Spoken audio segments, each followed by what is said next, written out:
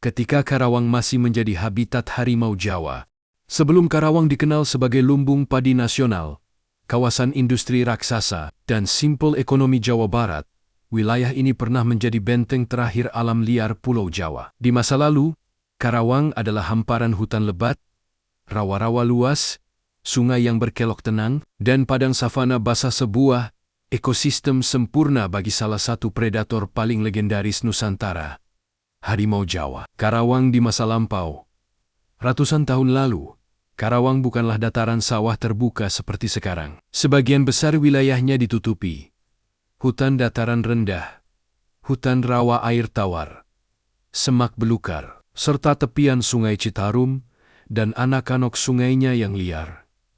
Disinilah banteng Jawa, rusa, kijang, babi hutan, dan berbagai satwa kecil hidup berlimpah. Dan di puncak rantai makanan, harimau Jawa Panthera tigris sondeka berkuasa tanpa tanding. Harimau Jawa, penguasa sunyi Karawang.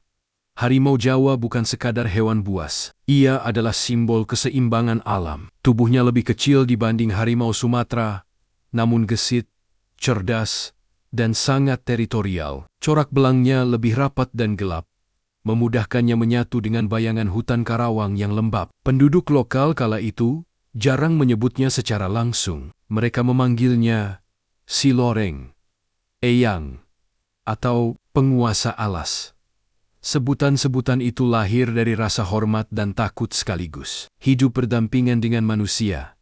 Masyarakat Karawang tempo dulu, petani ladang, pemburu tradisional, dan nelayan sungai sebenarnya, telah hidup berdampingan dengan harimau Jawa selama berabad-abad. Konflik memang terjadi, namun tidak seintens masa modern. Manusia memahami batas, hutan adalah wilayah. Harimau, ladang, dan permukiman adalah wilayah manusia. Ritual adat, sesajen, dan pantangan sering dilakukan saat memasuki hutan. Banyak orang percaya melanggar aturan alam berarti mengundang malapetaka. Awal retaknya harmoni. Semua berubah ketika kolonial Belanda mulai menancapkan kekuasaannya di Jawa Barat pada abad ke-18 dan 19.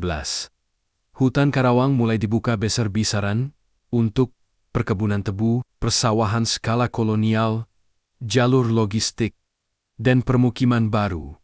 Harimau yang kehilangan habitat terpaksa mendekati desa, bukan karena ganas, melainkan karena lapar. Namun, kolonial tidak melihatnya sebagai korban.